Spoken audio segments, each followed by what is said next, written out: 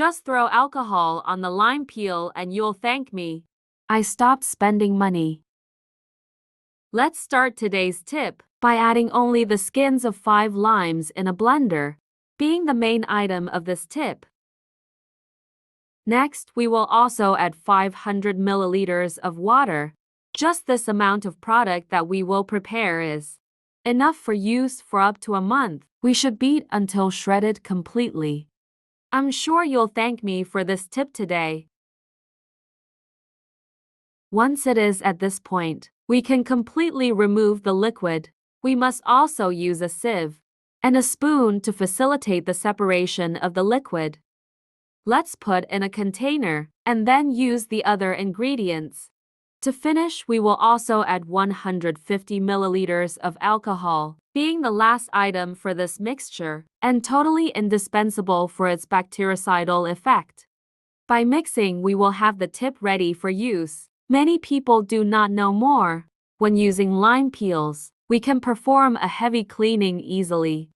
For all acidity contained in the peels, the acidity contained in the lime peel is what makes this tip perfect for use. Besides being effective in removing stains, to facilitate the application and storage, I will put all the mixture in a bottle. Avoiding waste, I am also using a funnel. Only with this amount, we prepare it as possible to clean the items of your bathroom and your kitchen for up to a month.